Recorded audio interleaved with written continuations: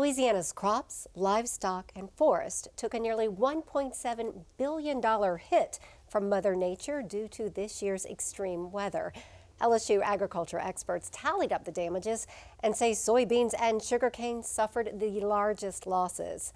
As we enter the 2024 growing season, many farmers and food producers are battling lower prices and lower yields for many cash crops, plus continued rainfall shortages. Here's more. Louisiana farmers and producers are battling both production losses and increased cost after Mother Nature dealt a $1.69 billion blow to Louisiana's crops, livestock, and aquaculture. This is 12 to 15% of our total production. It is a very large number.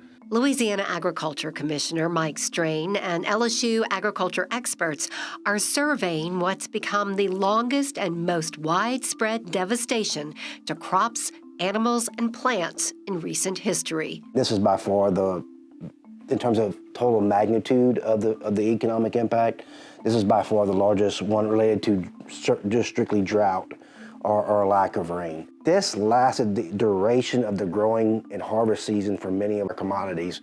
And so that's kind of the uniqueness of this drought versus some of the other droughts that we've had in the past. There's certainly not a commodity that we grow commercially that didn't have at least some impact from this drought. Rebounding from Mother Nature's wrath is nothing new to Louisiana farmers, growers, and livestock owners. However, weather events such as hurricanes and storms tend to be localized and short-term. This year, total rainfall was down nearly 44% from May through October from the previous four-year average, and the dry season isn't over. Soybeans and sugarcane took the hardest hit.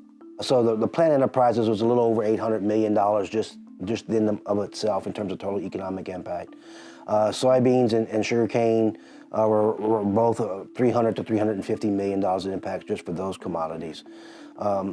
Couple of reasons for that. One, just because in case of soybeans, is by far we had the most acres of soybeans than any other commodity in the state. Dry pastures created hay shortages, making it hard for cattle farmers to sustain their herds. Cattle farmers have had significant issues because they had to liquidate and then higher costs not only to feed their animals, but to get water. Water is an expensive commodity. Very little hay was made, probably 10% of what is normally made. And a number of farmers have had to replant their ryegrass and so that's short. We've been liquidating cattle herds, liquidating them, and that's happening, in many areas of the United States. So if you look at our livestock industry, liquidation, lower weaning weights and yield rates, loss of forage, that is an ongoing issue. Extreme weather is also stunting crawfish season, which began in December. So far, tallied losses.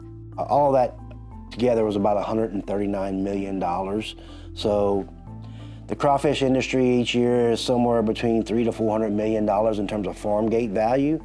So it is a pretty significant impact in terms of losses and reductions in revenues and or increases in cost of production relative to the normal farm gate value for crawfish. We're very concerned about where the crawfish industry will be as we go into crawfish season. We know already there have been very low harvests there. We also know that a significant number of acres were not flooded. We couldn't flood them because there simply wasn't enough fresh water without pulling in salt water. And then again, with the drought and the other things, we'll probably have an earlier crawfish season, but it won't extend out as far. Louisiana's forests dealt with a double whammy of drought and wildfires, which took out thousands of acres of trees. We had significant timber damage from the wildfires. Most of that was, conservative estimates was 70% of the timber basically had no more value after the wildfires. It's as high as 90%. The second impact was much like row crops.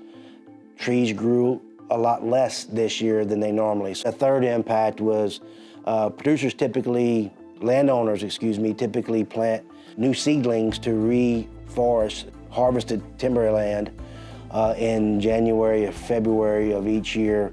Because of the drought, a lot of those seedlings have died. So when you add up all of those three things, I think Again, we're looking at somewhere around $300 million impact for the forestry industry. As we head into the 2024 growing season, agriculture experts caution that Louisiana's record-breaking weather isn't over. The predictions are is that we're not going to see a shift in the weather patterns really until February. A significant shift in the weather patterns.